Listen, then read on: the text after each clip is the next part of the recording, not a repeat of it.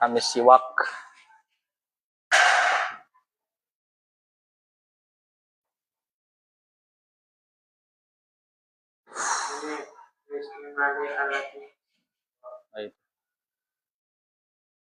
Al-Fatihah. A'udzubillahi minasyaitonirrajim. Bismillahirrahmanirrahim. Alhamdulillahirabbil alamin. Iyyaka na'budu wa iyyaka nasta'in. Ihdinas siratal mustaqim. Shiratal ladzina an'amta 'alaihim ghairil maghdubi 'alaihim waladdallin. Amin. Bismillahirrahmanirrahim. Qolal musannifu rahimahullahu ta'ala wa nafa'ana bihi wa bi ulumihi fid dharaini amin.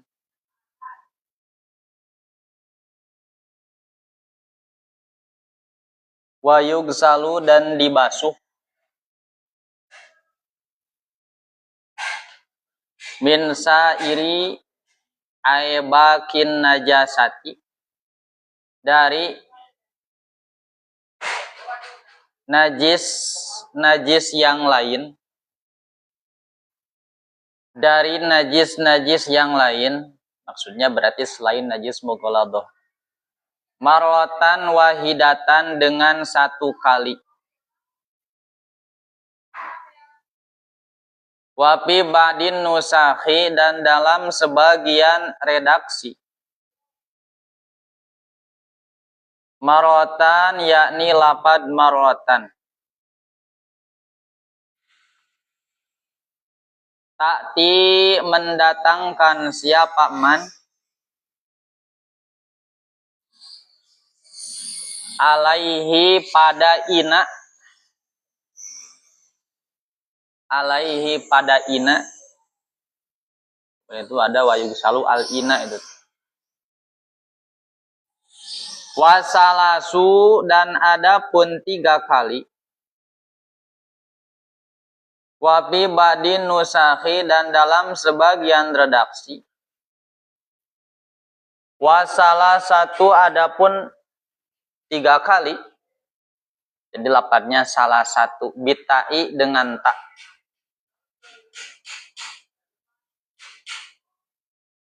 Itu afdolu lebih utama. Walam dan ketahuilah,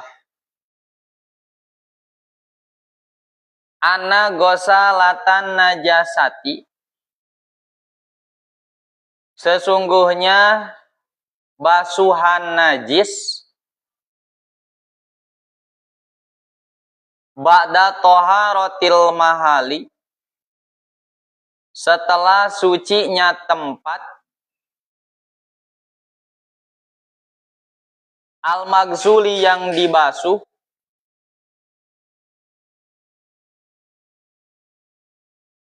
itu tohiratun suci.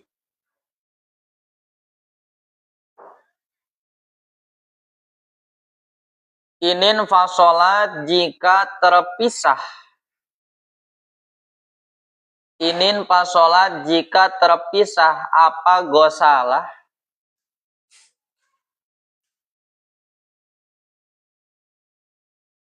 goyro mutagoyiratin, halnya tidak berubah.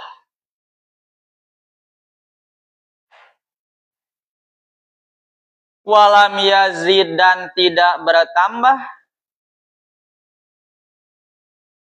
apa waznuha timbangannya gosalah.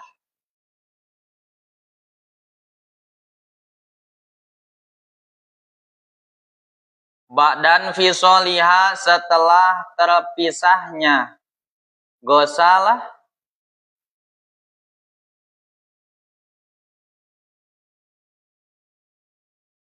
amma dari perkara, karena yang ada apa ma,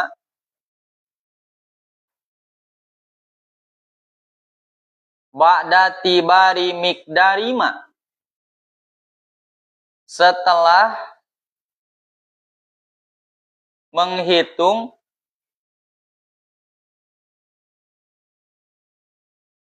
ukuran air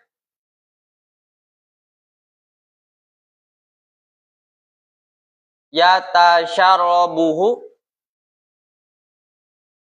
yang menyerap akan ma, apa al-magsulu, perkara yang dibasuh, minal ma'i, dari air, minal ma'i, dari air. Nah, ini min di sini namanya min bayaniyah. Makna min itu banyak. Ini min bayaniyah. Kenapa bisa tahu min bayaniyah? Karena min yang tiba setelah huruf ma. Isinya ma itu, oh berarti artinya ma'un. Makanya tadi logatnya ba'da tibari ma, ba'da tibari mikdari ma, isinya air gitu. Minal ma'i, dari air. Hadza, adapun ini, itu idza lam yablug, ketika tidak sampai.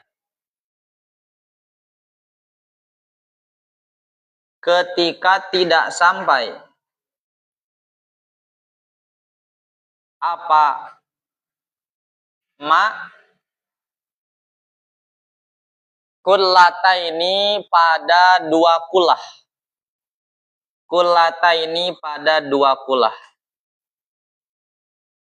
Fa'in balagahuma, maka jika sampai kullatain, fa'in balagahuma, maka jika sampai kullatain, fasyaratu, maka adapun syarat, itu ada mutagoyuri, tidak berubah. Walama farogo, dan ketika selesai.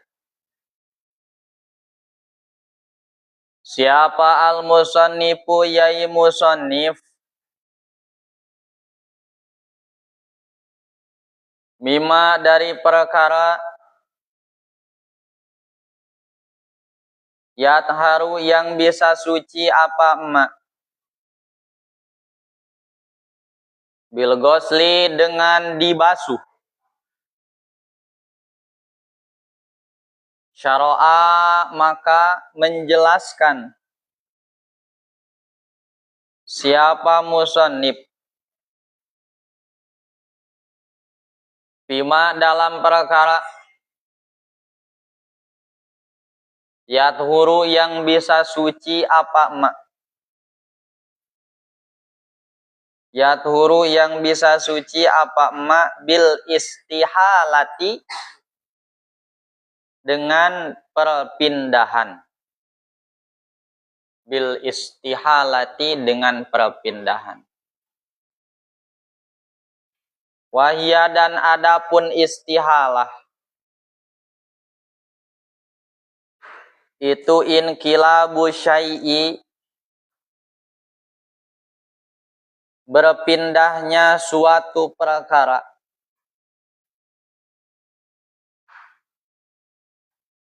min sifatin, dari satu sifat,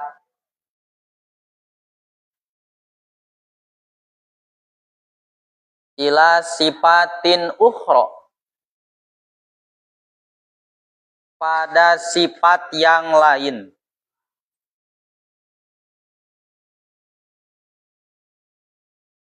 Faqala, maka berkata siapa musannif,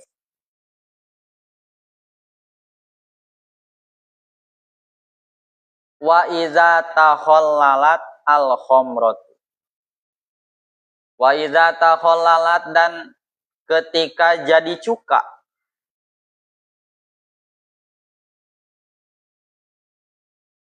apa al-khamratu, arak.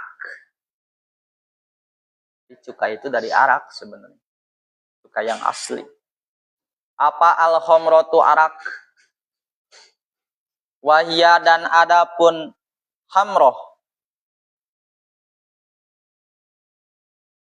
itu al-muttakhizatu, perkara yang diambil, perkara yang diambil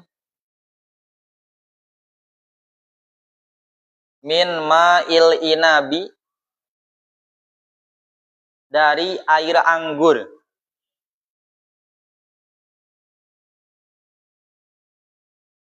Muhtaromatan baik itu dimuliakan. Muhtaromatan baik itu dimuliakan. Kanat ada apa al-khamratu arak. Amla atau tidak.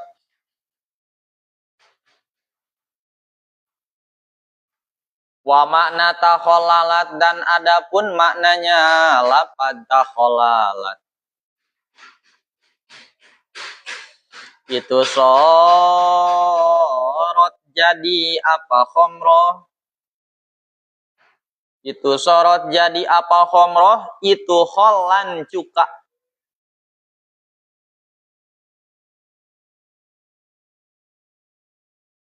Wakanat dan ada apa soyrurotuha prosesnya khomroh, prosesnya khomroh itu kholan cuka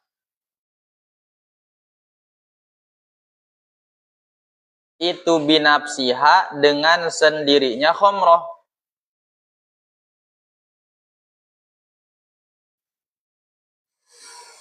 Tohurot maka suci apa khomroh. Wakaza dan begitu juga lauta kholalat. Jika jadi cuka apa khomroh. Binakliha dengan memindahkan khomroh. Min samsin dari tempat panas.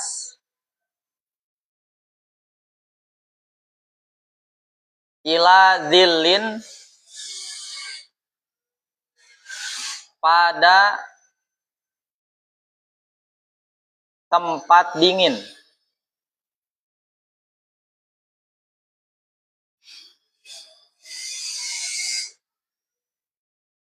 Wa aksihi dan sebaliknya. Hah? Wa aksihi dan sebaliknya. Wa aksihi dan sebaliknya berarti dari tempat dingin ke tempat panas. Kalau dalam bahasa sekarang itu dimasukin ke kulkas.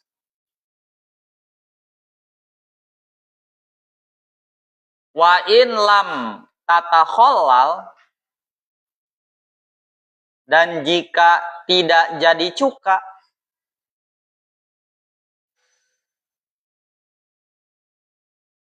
apa al-khomrotu arak binafsiha dengan sendirinya khomroh bal khollalat tetapi jadi cuka apa khomroh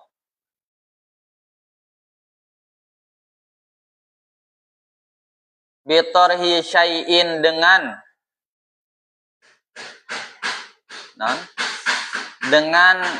memasukkan suatu perkara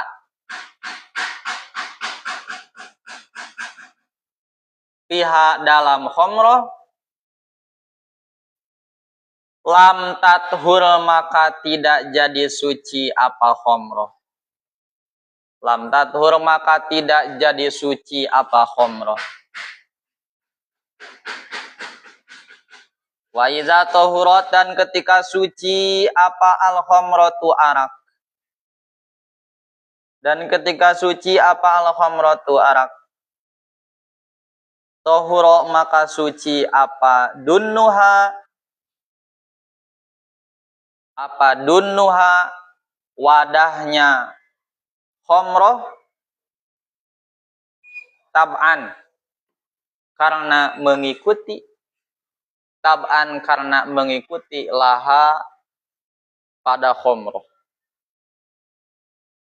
laha pada umroh.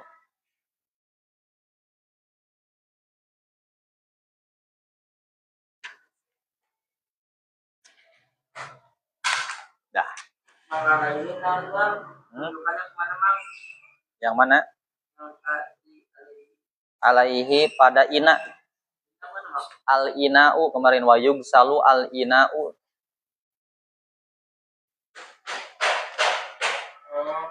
Tulis aja.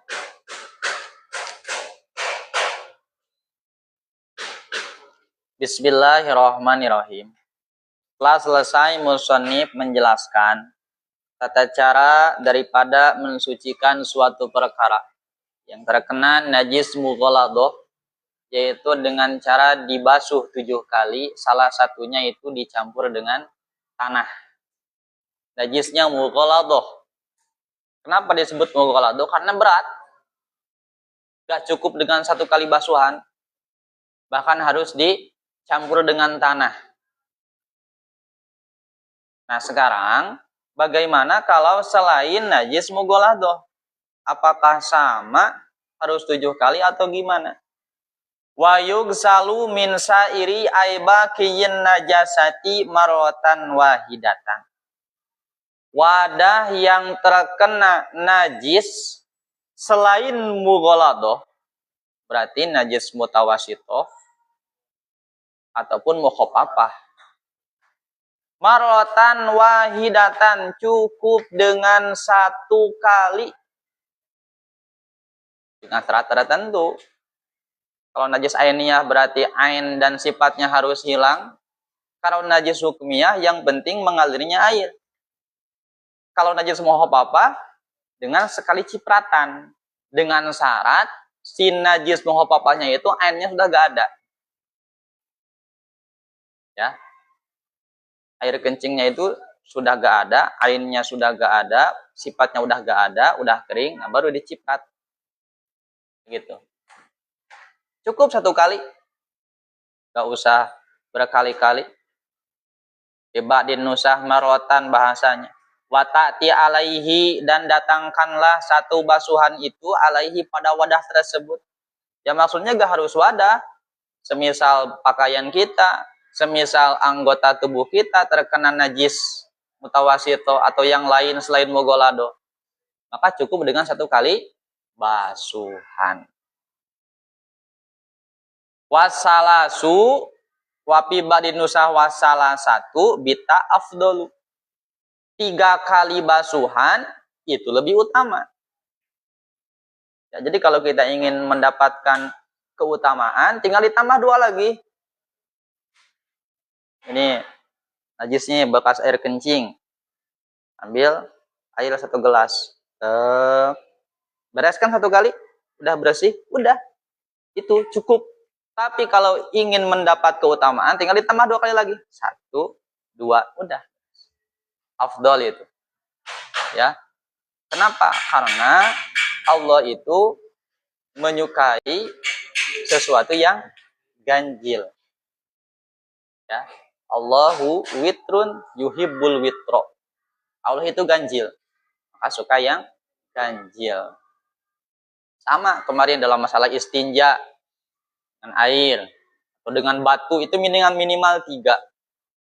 Kalau masih kurang, tambah lagi. 4 udah suci, sunahnya ditambah jadi 5. Jadi ya cepetan. Gitu ya. Nah itu tata cara menghilangkan najis selain mughaladah. Nah, kemudian sekarang yang menjadi pertanyaan, basuhan bekas kita menghilangkan najis itu dihukumi gimana? Apakah dihukumi suci? Apakah dihukumi najis? Cepetan. Wa'lam, ketahuilah, ana gosalatan najasati, bahwa basuhan najis ba'da toharotil mahali, setelah sucinya tempat, al-magsuli yang dibasuh, tohirotun itu dihukumi suci. Inin pas sholat, jika terpisah ghairu mutaghayyiratin dalam keadaan memang tidak berubah, walam yazid waznuha dan timbangannya itu tidak bertambah. Ba'dan fisoliha setelah terpisahnya amakana dari keadaan ba'da tibari mikdarima setelah mengkira-kirakan air yang menyerap pada sesuatu yang dibasuh. Contoh, ya, contoh semisal anggap ini mutanajis, terkena air kencing. Tangan saya ini terkena air kencing, ya, gini nih, segini semisal. Nah kemudian kemarin kan tata cara mensucikan ini berarti harus airnya mengalir. Anggap najisnya hukmiyah. Ambil air 1 gelas atau 1 gayung, 1 gelas aja lah. Dari atas ke bawah. Nah kemudian di bawah dituangin lagi. Nah maka air ini namanya gosalatun najasah. Dihukumi suci. Dengan catatan, 1, airnya tidak berubah. Yang kedua, timbangannya tidak bertambah. Setelah mengkira-kirakan air yang menyerap di sini. Contoh, semisal pas pertama kita basuh itu airnya 100 ml. Ya. Maka ketika kita tuangin lagi ke sini, dituangin, ini ternyata bisa 95 ml. Oh, ternyata yang 5 mili itu di sini menyerap. Berarti dikira-kirakan 5 mili. Berarti bertambah nggak timbangannya? Berkurang. Nah, ketika timbangannya tidak bertambah, kemudian si airnya itu tidak berubah, maka air tersebut dihukumi suci, tapi tidak mensucikan. Namanya air mustamal. Nah, gitu. Air yang sudah digunakan untuk menghilangkan najis. Berarti kalau semisal si airnya berubah sekalipun tidak bertambah maka dihukumi mutanajis.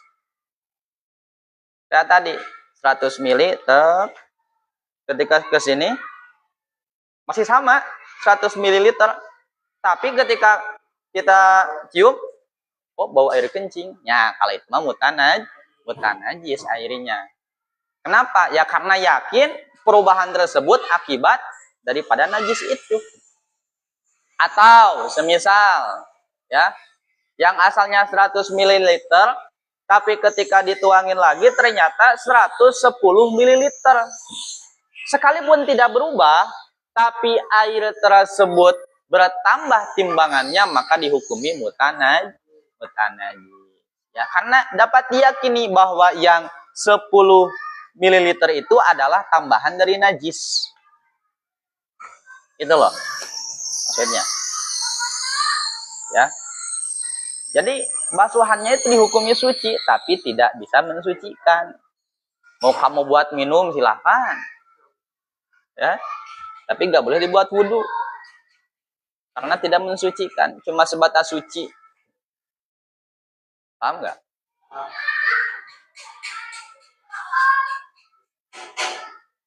Ya, makanya kata saya juga salah satu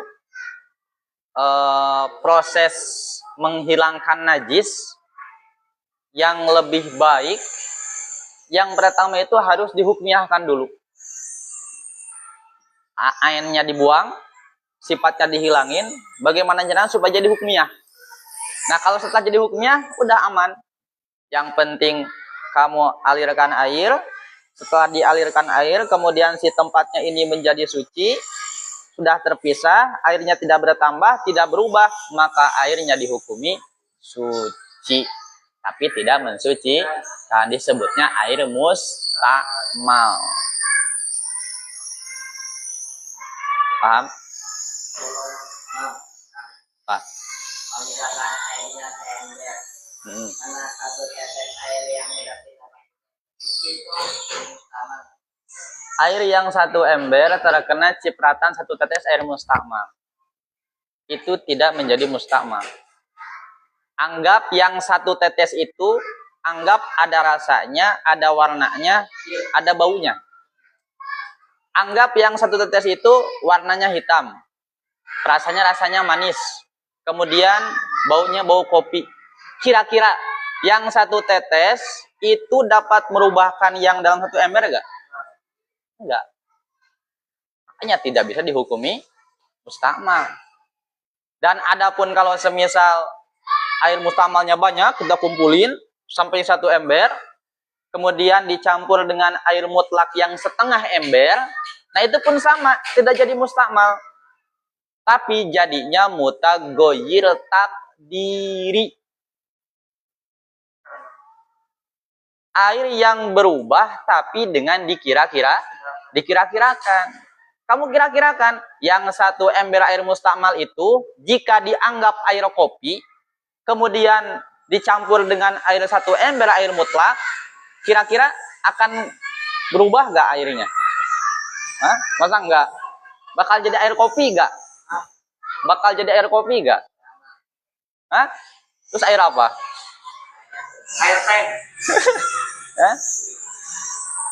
Kalau air mustakmal satu ember, kemudian air mutlaknya setengah ember, nah itu baru dihukuminya bukan dihukumi mustakmal, tapi mutagoyir takdiri. Jadi nggak ada ya yang menyatakan bahwa air mustakmal dapat memustakmalkan pada air mutlak, nggak ada. Gitu. Atau semisal gini, ya. Biasanya nih, kalau orang zaman dulu bahasanya gini, awas itu airnya jangan disentuh, nanti mustakmal. Kadang-kadang seperti itu. Air satu ember, awas itu jangan disentuh, nanti gak bisa dipakai wudhu, nanti jadi mustakmal. Padahal air mustakmal itu adalah air yang digunakan untuk menghilangkan hadas atau najis. Sedangkan kita sentuh, hilang nggak hadas yang ada di sini? Enggak, wong kita niat wudhunya juga belum. Jangankan disentuh, mau kamu kucek-kucek, kucek-kucek, nggak akan jadi mustakmal. Karena nggak ada niat wudhu. Beda lagi halnya kalau niat adus. Udah niat adus, nawaitul ghusla, kemudian tangan kamu dicelupin, kamu kucek-kucek, tangan kamu diangkat ke atas, udah jadi mustakmal satu ember. Karena udah niat adus. Gitu.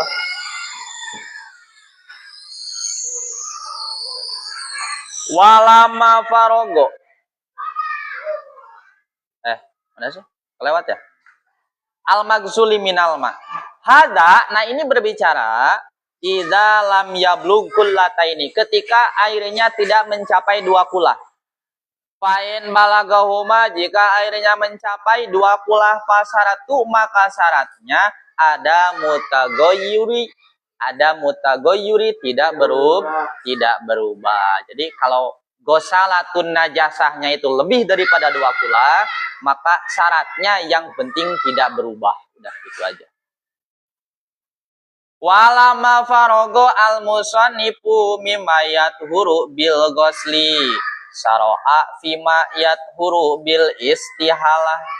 Setelah musonib selesai menjelaskan tentang sesuatu yang bisa disucikan dengan cara dibasuh, maka sekarang, jadi saro'a itu kalau bahasa kerennya itu GPL. Saro'a maka gak pakai lama musonib. Nah, gitu. Langsung menjelaskan tentang sesuatu yang bisa suci dengan cara istihalah, dengan cara perpindahan. Apa sih istihalah? Wahia, istihalah itu inqilabu syai'i min sifatin ila sifatin ukhra. Berpindahnya suatu perkara dari satu sifat menuju sifat yang lain. Itu namanya istihalah. Faqala, maka musannif berkata, wa idza takhallalat al-khamratu, ketika arak menjadi cuka. Yang dimaksud arak itu adalah wahya al-muttakhidatu min ma'il inab, sesuatu yang diambil dari anggur, perasan anggur, muhtaromatan kanat, ya, muhtaromatan kanat al khomroh amla, baik araknya dimuliakan ataupun tidak. Jadi ternyata ada arak yang sifatnya dimuliakan. Apa? Ini arak yang akan dijadikan cuka. Itu mulia. Beda dengan pembuatan arak yang memang digunakan untuk minum-minuman keras. Itu mah berarti gak dimuliakan. Jadi kalau yang arak dimuliakan itu arak yang akan dijadikan sebagai cuka. Wa maknal istihalah yang dimaksud wa makna tahollalat, makna daripada tahollalat itu adalah sorot hollan. Arak itu menjadi cuka. Wa kanat soyruratuha, dan proses arak hollan menjadi cuka binafsiha, dengan sendirinya. Arak kamu simpan dalam satu wadah, kemudian didiamkan beberapa hari, nanti lama jadi cuka. Udah tohurat, maka arak tersebut menjadi suci. Satu tuh, jadi prosesnya dengan didiamkan dengan sendirinya. Yang kedua, wakada lau tahollalat binakliha, berpindah atau menjadi cukanya itu dengan cara dipindahkan min samsin ila dilin, dari yang asalnya daerah panas ke tempat dingin, berarti dimasukin ke kulkas. Arak kita masukin ke kulkas. Waksi atau sebaliknya, berarti gimana? Arak di open, dipanasin, araknya dipanasin, ya, seperti demikian. Kemudian jadi cuka, itu juga sama, dihukumi suci. Fa'in lam data holal al khomro, bagaimana kalau arak tersebut tidak menjadi cuka binafsiha, tidak dengan sendirinya? Gimana tuh? Bal kholalat bitorhi syai'in fiha, tapi dengan cara memasukkan sesuatu benda dalam arak tersebut. Lam tathur, maka tidak menjadi suci. Kalau tadi kan dengan sendirinya, satu kita wadahin arak, kemudian didiamin beberapa saat atau beberapa hari, beberapa minggu, jadi cuka, udah halal, suci. Kemudian yang kedua, asalnya di tempat biasa, kita masukin ke kulkas atau dipanasin ke kompor, itu juga sama, arak jadi cuka, hukumnya suci. Tapi kalau semisal dalam prosesnya itu kita masukin suatu perkara, contoh ditambah pengawet atau ditambah masukin apa aja, semisal kelereng, semisal masukin kelereng, maka sekalipun nanti itu menjadi cuka, hukumnya enggak suci, tetap dihukumi najis. Kenapa alasannya? Karena memasukkan sesuatu. Iya. Karena berubahnya tidak.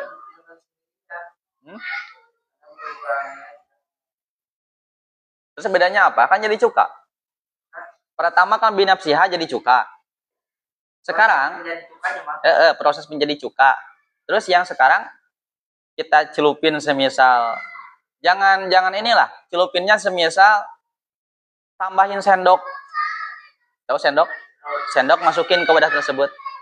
Asalnya arak, sendok masukin. Setelah sendok dimasukin, diamin 3 hari jadi cuka. Saya tanya, cuka tersebut halal atau enggak? Suci atau enggak? Enggak. Kenapa enggak? Karena Sendok. Emang dengan adanya sendok itu dapat merubah. Kenapa alasannya? Ketika kamu masukkan sesuatu, kenapa kok dihukuminya enggak jadi suci?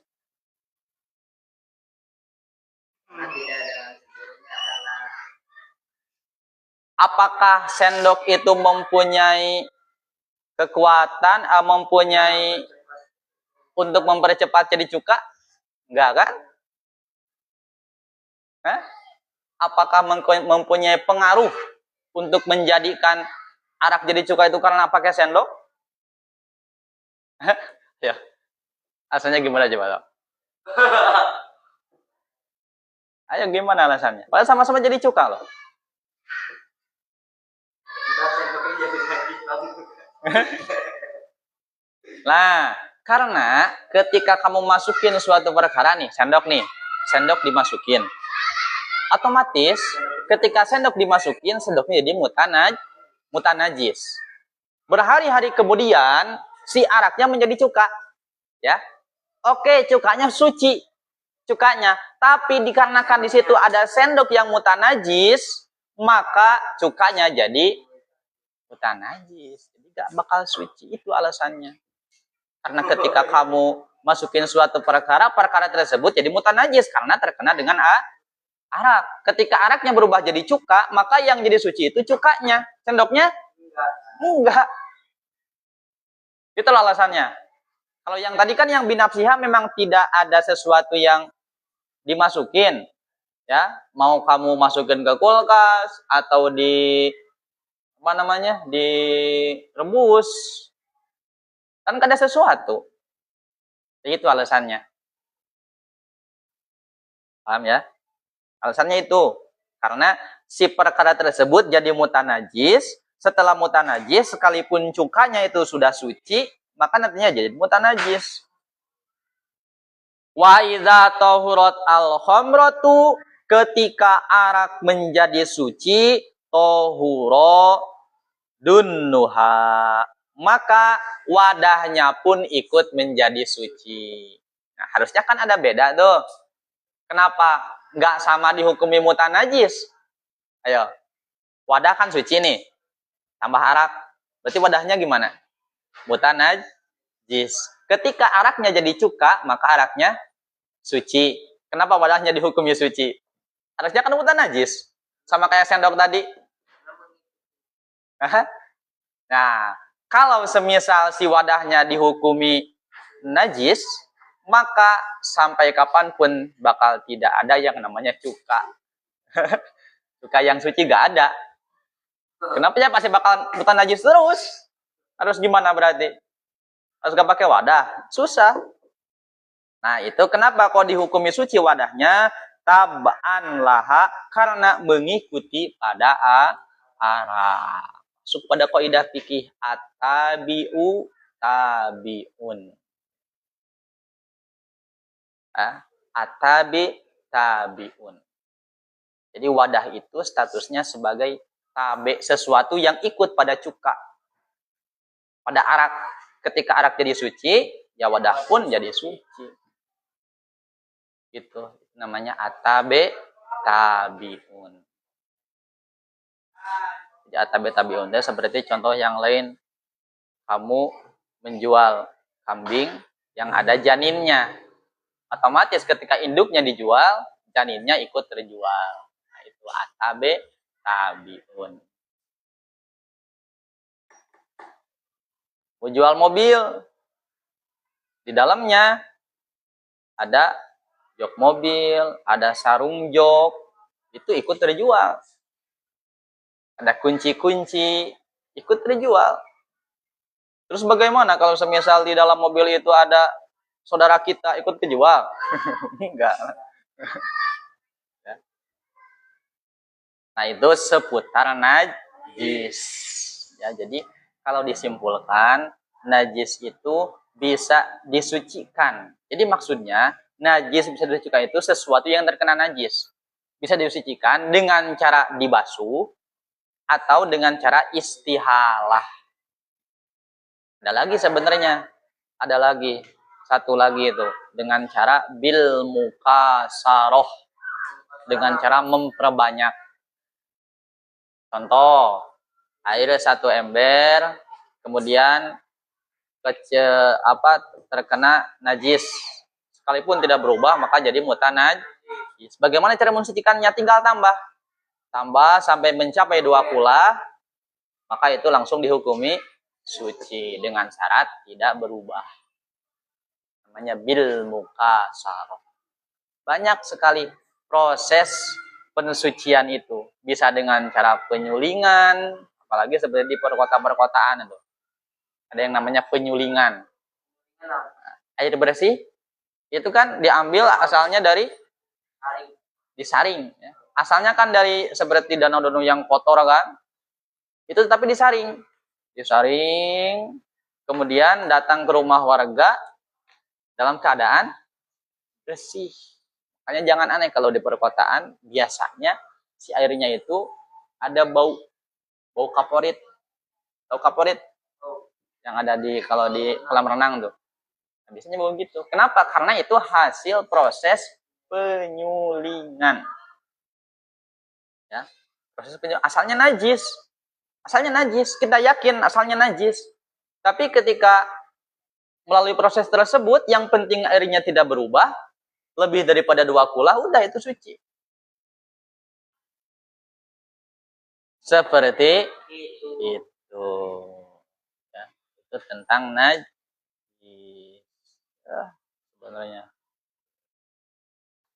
sehari-hari ya masih ada kan kita menemukan najis ini gimana.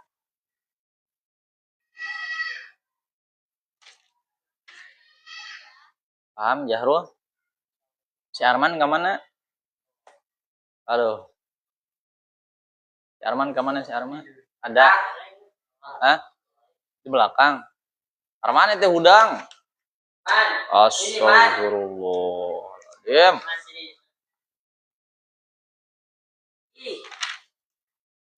Nah, nanti berarti semester 2 paslun filhed.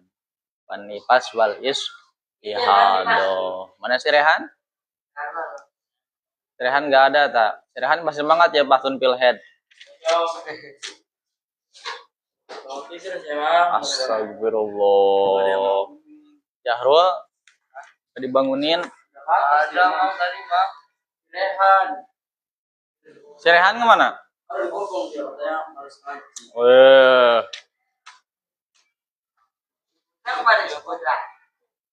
Biasa itu.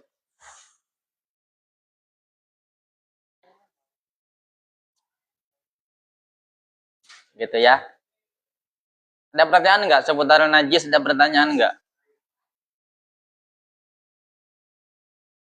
Jarban najis gimana? Anak kan. Apa jarban? Budug. Cengkrengan. Oh, korengan gitu. Najis. Kalau banyak, kalau sedikit mah enggak. Kalau punya yang anak-anak? Iya, dikit. Contoh nanah dikit. Kamu lagi sholat. Kemudian nanah tersebut keluar pas lagi sholat. Itu dimaafkan. Kalau sedikit, kalau banyak mah enggak.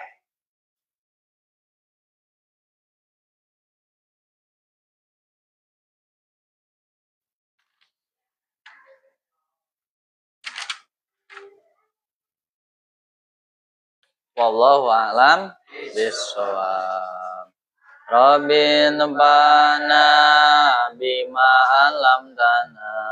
Rabbi alimna alladhi yanfa'una. Rabbi fakih alana wa lana bidi. Tawasalna bita'alumi. Tawasalna bitali. Antar dzukona wasi'a wa antar dzukona